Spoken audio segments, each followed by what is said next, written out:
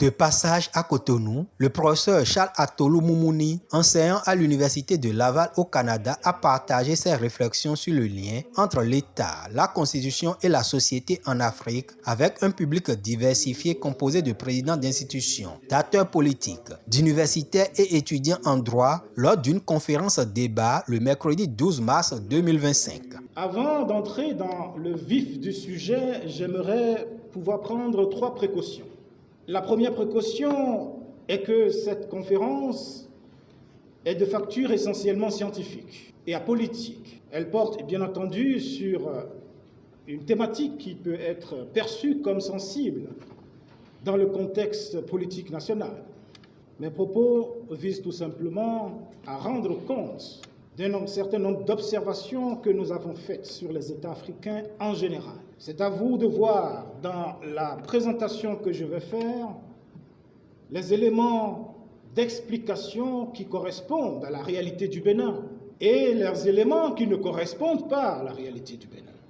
Un préalable nécessaire pour aborder une problématique délicate et diversement appréciée. Le conférencier va exposer les conclusions du travail scientifique effectué sous la direction de Maurice Kanto et Jean Matringe avec l'un de ses collègues Mamoudou Gazibo en 2024, contenu dans l'ouvrage « La sociologie de l'État et de la Constitution en Afrique ». C'est un constat que nous avons fait dans plusieurs États en Afrique. Certes, la plupart des constitutions africaines ont des formules qui réfèrent à la société, qui réfèrent au peuple. La souveraineté appartient au peuple, le gouvernement du peuple, etc. Mais évidemment, tout ceci se fait par mimétisme constitutionnel.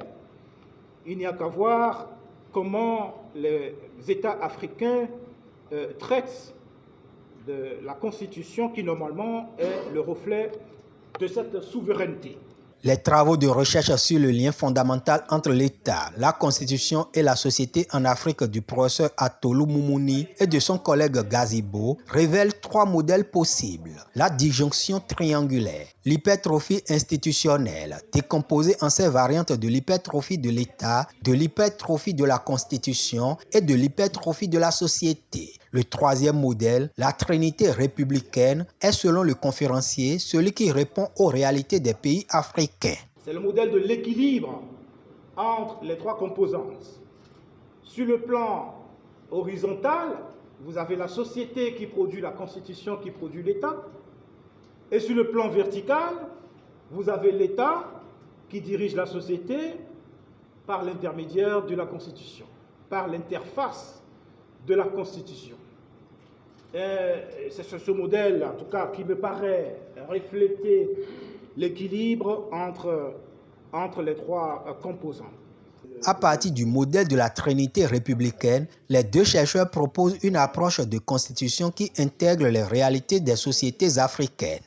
Étant donné que la Constitution est la loi suprême ou la loi fondamentale du pays, elle devrait être historiquement et culturellement ancrée, inclusive et participative.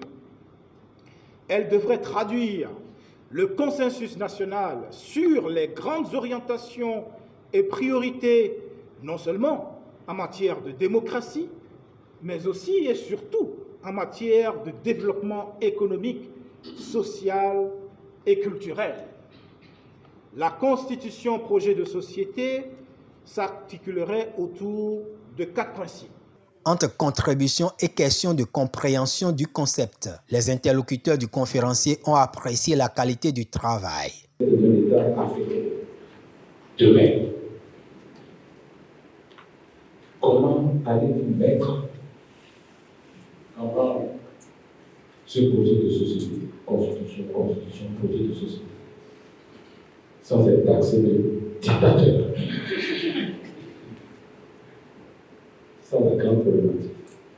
Parce qu'on sait qu'en Afrique, nos sociétés sont fortement influencées par des paramètres sociologiques, et ces paramètres sociologiques influencent nos perceptions des interactions sociales, nos perceptions de l'État, nos perceptions de la Constitution, nos perceptions de la gouvernance de façon générale. Et ces perceptions qui trouvent également leur fondement dans ce que vous avez appelé des émotions collectives. Comment vous pensez qu'on peut construire une constitution de rationalité qui intègre à la fois les aspects sociologiques, mais également les besoins de développement? Cette conférence de débat a eu lieu sous la bannière du Centre de recherche sur l'État en Afrique, CREA, de la Faculté de droit et sciences politiques FADESP de l'Université d'Abomey-Calavi, en collaboration avec la Commission des lois, de l'administration et des droits de l'homme de l'Assemblée nationale du Bénin. Cette façon institutionnelle de régler les problèmes permet d'avoir quelques bénéfices.